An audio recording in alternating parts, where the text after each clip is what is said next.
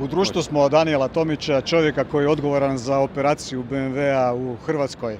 Za razliku od Domagoja koji se bavi sa kreativnim poslom, ti ipak moraš malo više voditi računa o realnom životu. Baš tako. Je li X2 napokon i BMW za normalne ljude kod nas?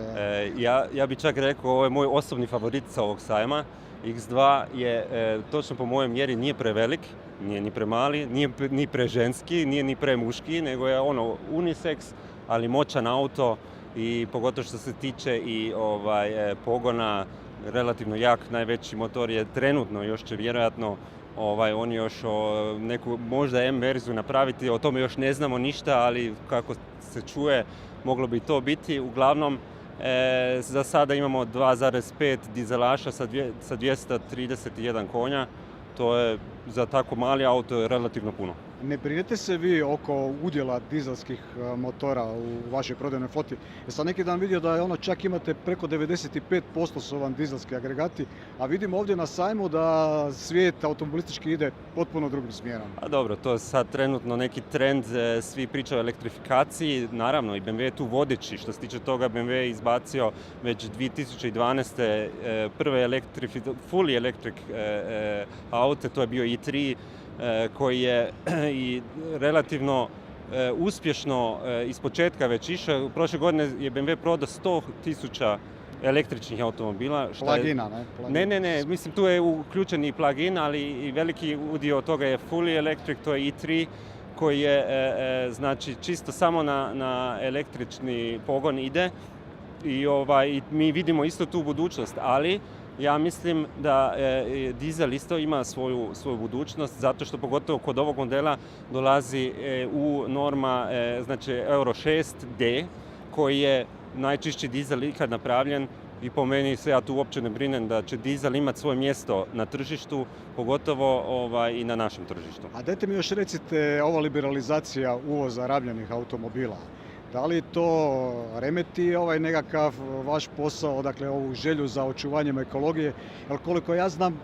moguće je trenutno uvesti aute stare 30 godina sa Euro 3 normom u Hrvatskoj? Pa to je malo politika u pitanju. Meni je žao da Hrvatska od svih država u EU ima najstariji vozni park.